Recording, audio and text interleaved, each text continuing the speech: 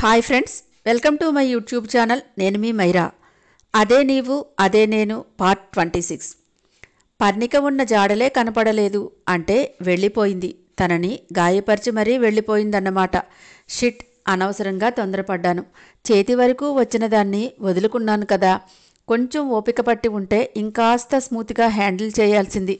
చిరాకుగా లేచి పక్కనే పడున్న తన టీషర్ట్ తీసి వేసుకున్నాడు అభి.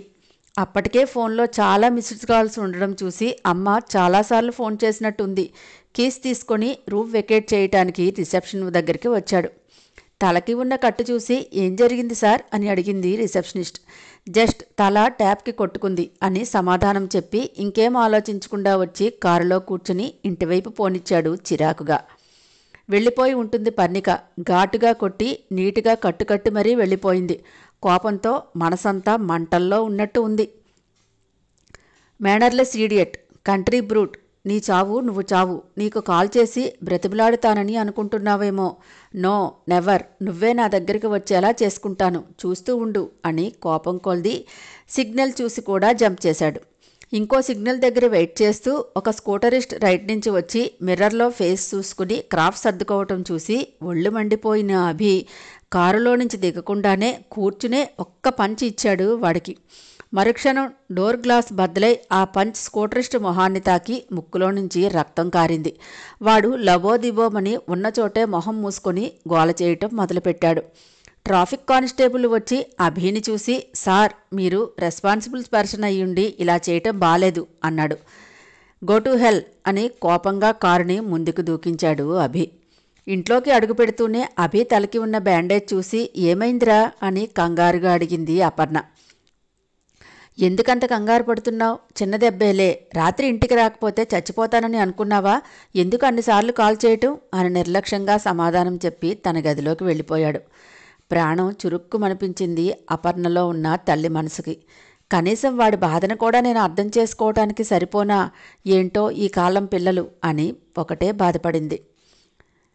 ఇక ఆలం పరిస్థితి ఎలా ఉందంటే మొహం మంచి గ్లోతో బ్లష్ అవుతూ ఇంట్లోకి అడుగుపెట్టాడు ఆలం. అప్పటికే కావేరి పూజ అయిపోయి డైనింగ్ టేబుల్ దగ్గర కూర్చొని కొడుకు కోసం ఎదురుచూస్తోంది. తల్లివైపు చూడకుండానే మెట్లవైపు దారితీశాడు ఆలం. తపస్వి, ఎక్కడికి వెళ్ళావు అని అడిగింది. తల్లి కంఠం విని హాయ్ అని కావేరి దగ్గరికి వెళ్ళి కుర్చీలో నుంచి లేపి లలలా లలలా అహహా అని తల్లిని తనతో పాటు కపుల్ డ్యాన్స్ చేయిస్తూ ఉంటే కావేరి కొడుకు కళ్ళల్లో సంతోషాన్ని చూస్తూ ఆశ్చర్యంగా ఆలం ఎటు తిప్పితే అటు బార్బీ డాల్లా తిరుగుతోంది. కొడుకు మొహంలో సంతోషాన్ని చూస్తూ ఆశ్చర్యంగా ఎటు తిప్పితే అటు బార్బీ డాల్లా కొడుకు చేతుల్లో తిరుగుతున్న కావేరి, అబ్బాయి గారు ఈరోజు ఇంత సంతోషంగా ఎందుకు ఉన్నారో తెలుసుకోవచ్చా అని అడిగింది. కొడుకుతో సమానంగా డ్యాన్స్ చేస్తూనే ఆ ప్రశ్న వేసింది. అబ్బాయి గారు జాగింగ్కి వెళ్ళి ఒక అందమైన అమ్మాయిని చూశారు. ఆ అమ్మాయితో ఇలా డ్యాన్స్ చేయాలనిపించింది అన్నాడు తపస్వి హుషారుగా. మరి చేశావా అని యగాదిగా చూసి, జాగింగ్ డ్రెస్ వేసుకోకుండానే వెళ్ళిపోయావా బయటికి అంది అనుమానంగా కావేరి. అబ్బా, మంచి మూడ్లో ఉంటుండగా కృష్ణశాస్త్రి కవిత్వం వింటూ ఉంటే కాఫీలో పంచదార వెయ్యాలా అని అడిగి మూడంతా దిగిపోయేటట్టు చేస్తున్నావమ్మా అన్నాడు. సరేలే, ఇంతకీ అమ్మాయి సంగతి చెప్పు. నీ డార్లింగ్తో ఇలాగే డ్యాన్స్ చేశావా అంది కావేరి నవ్వుతూ. అమ్మో, ముట్టుకోవడమే చెంప పేలిపోతుందేమో అనిపించింది అన్నాడు కావేరిని వదిలేసి 2 చెంపల మీద చేతులు వేసుకొని దెబ్బలకు భయపడ్డ చిన్నపిల్లాడిలా. గుడ్, అమ్మాయిలంటే ఆ మాత్రం భయం ఉండాలి మీ అబ్బాయిలకి, లేదంటే ఇలా కంట్రోల్లో ఉంటారా అంది కావేరి విద్యార్థికి పాఠం చెప్తున్న టీచర్లా. నేనంత బ్యాడ్ బాయ్ని కాదు మమ్మీ అన్నాడు. మమ్మీ కాదు, అమ్మా అంది సరిచేస్తూ. అమ్మ దగ్గర గుడ్ బాయ్ అంటే నమ్ముతాను, అమ్మాయి దగ్గర ఏ బాయ్వో అమ్మాయే చెప్పాలి అంది. సరేలే మమ్మీ అని సారీ అమ్మా, చాలా ఆకలేస్తోంది, తొందరగా టిఫిన్ పెట్టు, బయటికి వెళ్లే పని ఉంది అని ఆలం ఫ్రెష్ అవ్వటానికి వెళ్ళిపోయాడు. డైరెక్ట్గా వెళ్ళి షవర్ కింద నించున్నాడు తపస్వి. సోప్ కేసులో చెయ్యి పెట్టి తన చేతివైపు చూసుకున్నాడు. ఈ చెయ్యి ఈరోజు ఎంత అదృష్టం చేసుకుందో అని ఆ చేతిని అలాగే తన పెదవులకు చేర్చుకున్నాడు. నువ్వెందుకు భయపడ్డావో తెలియదు కాని పరి, నా దగ్గరికి వచ్చిన తర్వాత మాత్రం రిలాక్స్ అయ్యావు. నేను వట్టి ఫూల్ని కదా, కనీసం నా ఐడెంటిటీ కూడా నీతో చెప్పుకోలేకపోయాను. నిన్నటి రాత్రి గుర్తొస్తే వన్స్ నువ్వు భయపడాలి, వెంటనే నా ప్రెజెన్స్ గుర్తొచ్చి నువ్వు రిలాక్స్ కావాలి అనుకున్నాడు సంతోషంగా. ఇక పర్ణిక ఎలా ఉందో చూద్దామా మరి. కాశ్మీర్లో ఇంటికి చేరుకొని అలసటగా బ్యాగ్ పక్కన పడేసి మంచం మీద వాలిపోయింది పర్ణిక. 3 రోజుల నుంచి జరిగిన సంఘటనలన్నీ కళ్ల ముందు సినిమారేళ్లలా కదిలాయి. అభి గుర్తొచ్చిన వెంటనే ముందు తన మొబైల్ తీసుకొని స్విచ్ ఆఫ్ చేసి పక్కన పడేసింది. అభి విషయంలో నేను ఎందుకింత తొందరపడ్డాను? అభిని నేను సరిగ్గా జడ్జ్ చేయలేకపోయానా? జరిగిన విషయాలన్నీ గుర్తుకు రాగానే పర్ణిక మనసు బాధగా మూలిగింది. అసలు ఇన్ని రోజులుగా మా ఇద్దరి మధ్య ఏం మాటలు నడిచాయి? అభి నన్ను కేవలం అభిమానిగానే చూశాడా? నేనే ఏదేదో ఊహించుకున్నానేమో. సడన్గా గుర్తొచ్చింది, అభి అంటే ఒక క్రికెటర్ అంతే తనకు తెలిసింది. కనీసం ఫ్యామిలీ బ్యాక్గ్రౌండ్ ఏంటన్నది కూడా నాకు తెలియదు. అసలు ఒక్కరోజు కూడా తన బ్యాక్గ్రౌండ్ ఏంటో, నా బ్యాక్గ్రౌండ్ ఏంటో అభి అడగలేదు. ప్రేమలోనూ స్నేహంలోనూ దాపరికాలు ఉండకూడదంటారు. మరి మా ఇద్దరి మధ్య అసలు మామూలు చిన్న చిన్న విషయాలు కూడా ఓపెన్ కాలేదు. అలాంటప్పుడు ఇది ప్రేమ లేదంటే స్నేహమా? రెండూ కాదా? అంతకు మించి ఇంకేదైనా ఉందని అభి అనుకున్నాడా? ఆలోచించడానికి మనసు రాలేదు పర్ణికకి. అసలు ఏం మాట్లాడుకున్నాం? ఎన్ని నిద్రలేని రాత్రులో. నాన్సెన్స్, నథింగ్ తప్ప ఇంకేం లేదు. 4 రోజులు సెలవు వస్తే అమ్మ దగ్గరికి వెళ్లాల్సిన నేను అభి దగ్గరికి ఎందుకు వెళ్ళాను? నా చాయిస్ రాంగ్ చాయిస్ కదా. నేను పొరపాటు పడుతున్నానా అభిని అర్థం చేసుకోవడంలో? తల వేడెక్కిపోయేలా ఉంది ఆలోచనలతో పర్ణికకి. ఎస్, ఎక్కడో తప్పు జరిగింది. నేనే నా వైపు నుంచి ముందు రాంగ్ స్టెప్ వేశాను. ఒక అమ్మాయి ఒక అబ్బాయితో డేట్ చేయాలనుకుంటే, కనీసం కాసేపైనా కలిసి ఉండాలనుకుంటే మనస్ఫూర్తిగా అతని ప్రెజెన్స్ని ఫీల్ అవ్వాలి. ఇష్టంగా మాట్లాడాలి అనుకుంటే మనసుతో తొందర పెట్టాలి. ముద్దు వరకు వెళ్లాలంటే సహకరించవలసింది శరీరం కాదు, చుట్టూ ఉన్న పరిసరాలు, మనతో ఉన్న, మన అనుకున్న మన మనిషి. అభి అలా బయటెక్కడా చనువు తీసుకోలేదు. కనీసం నా చెయ్యి కూడా పట్టుకోలేదు. దూరంగానే నడిచాడు, జెన్యూన్గానే ఉన్నాడు. ఒక్కసారే అంతలా ఎలా అడ్వాన్స్ అయ్యాడు? అంటే నటించాడా? లేదా అభి నేచర్ అంతేనేమో.